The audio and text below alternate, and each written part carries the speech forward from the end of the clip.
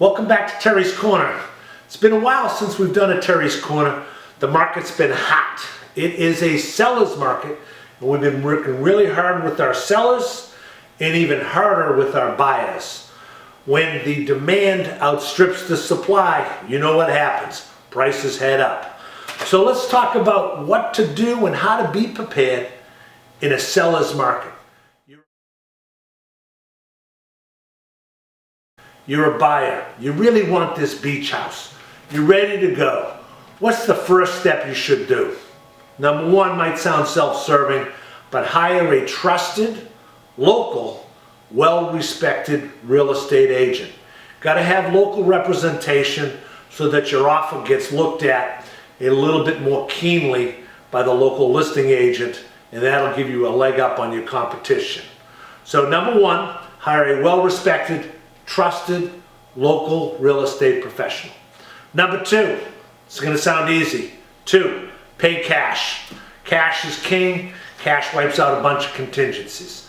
Okay, I understand. Not everybody can afford to pay cash for a beach house. Rates are good. You want to lever up a little bit. Okay, let's do the next best thing. That well-respected real estate agent, local guy or gal you hired, ask them for their best two mortgage officers. Him or her as a mortgage officer, get your pre-qualification letter really polished up, complete with the employment verifications and everything. That's going to make your offer comparable to a cash offer. Okay, number two, in a seller's market, they're trying to wipe out all the contingencies they can on your offer. What's the big one? The appraisal contingency. Since you're not paying cash, the appraisal contingency gets wrapped into the body of the contract here in Ocean City, Maryland, and many other places, and it historically protects the buyer against overpaying for the property and having to put down more cash as a down payment, the difference between the appraised amount and the sales price. So what do? Make sure with that good local representation and your mortgage professional that if the property doesn't appraise, you can still handle the down payment. So number two is make sure you can wipe out the contingency on the appraisal. You might pay a couple extra bucks for the property, but it's your dream property, remember. It's the one you want. Number two, after we wiped out that appraisal contingency, assuming you feel comfortable with that, we want to tighten up the home inspection. I, as a real estate agent, really get nervous when people wipe out the home inspection contingency. So there is a clever way to do it. You can do the home inspection as is with the right to rescind.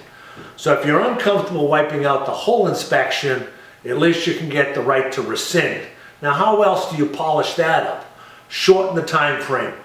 That agent of yours can call his or her a home inspector and make sure you can get a date within 7 days of the contract acceptance. That way there, the seller feels better about accepting the contingency with the right to walk away.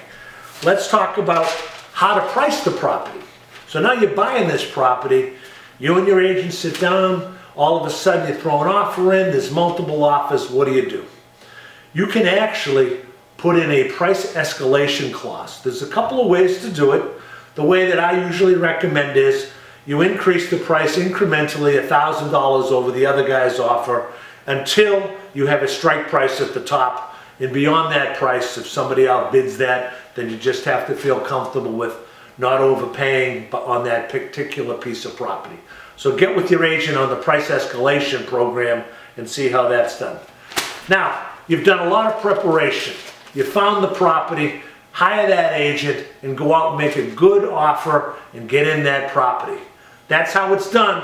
1, 2, 3, lock it up.